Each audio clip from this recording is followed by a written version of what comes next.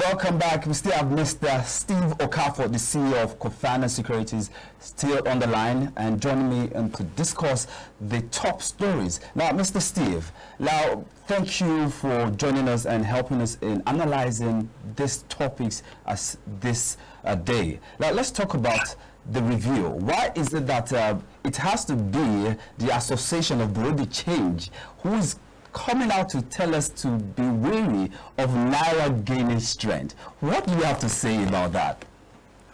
Yeah, because if you look at it, they are also they are stakeholders in it. Yes. You understand?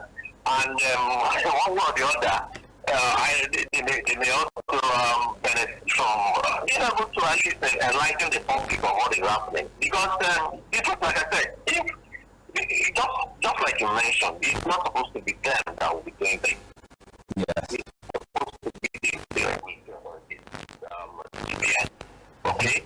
Because if you look at it this way, speculators have taken over the market. Yeah. Okay? And the speculators were able to take over the market because the regulators are not doing what they are supposed to do. And I've said it over time that, see, there must be compliance issues with respect to allocation of assets.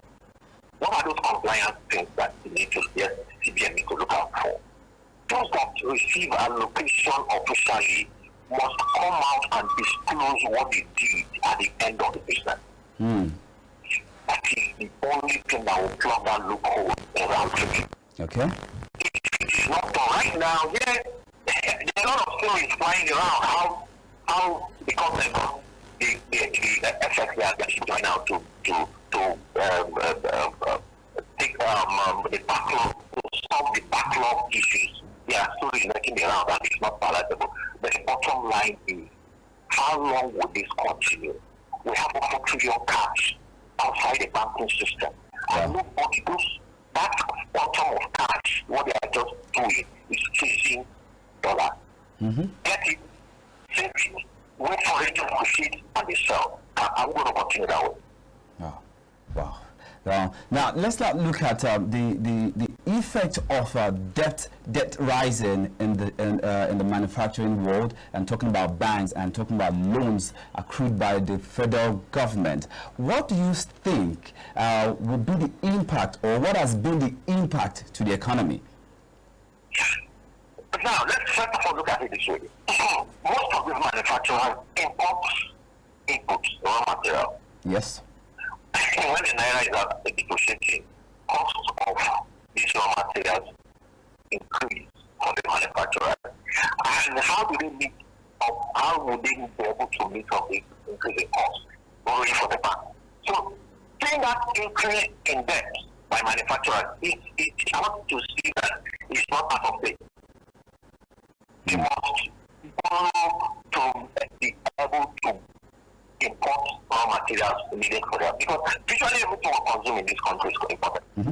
So if you're not asking of the impact, I'm not talking of the fact that one, this cash, this foreign exchange requirement required for import for the raw materials, to import the raw materials that are used possibly in other sectors. Aside from that, this cash, the Naira squeeze, the impact in the economy, you should be able to see that, look, as long as the manufacturers are requesting for FX at a high rate, the final product as in goods and services will equally be what the consumer that is going to compound the problem of inflation in Nigeria.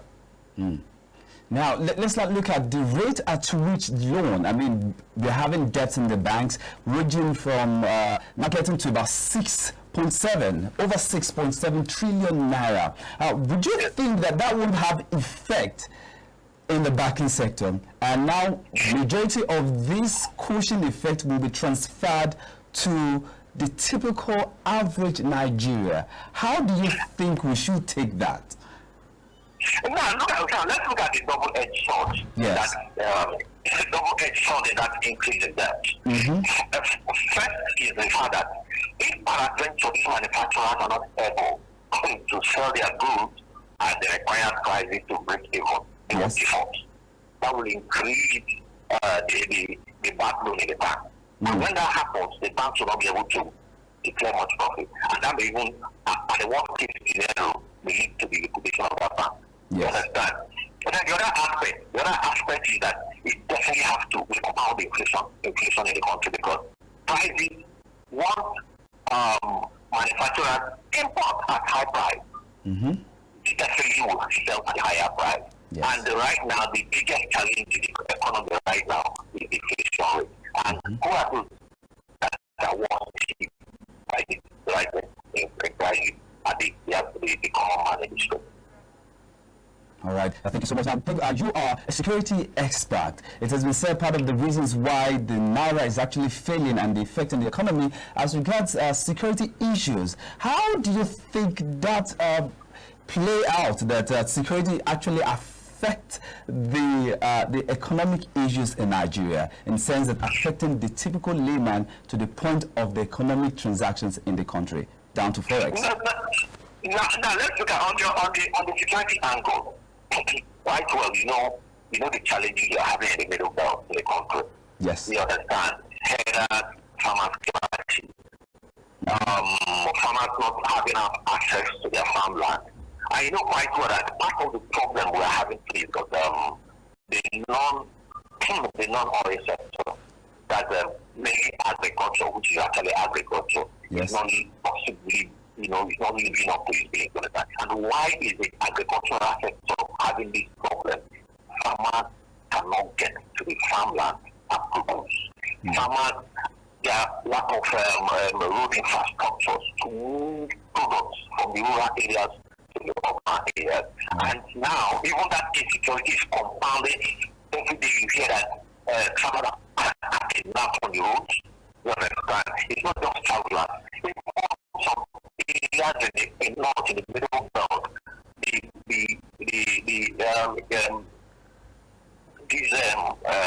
What you call what they call them, we know Boko Haram, we know they are giving them different kind of names. They have even gone as far as living. All right, Mr. Okafor, I would like to cut you out there. We don't have the luxury of time, but we want to say thank you so much for giving us your insight and also joining us today to analyze the topics around making the news, the top stories making the news today. Thank you so much for joining us today. Thank you.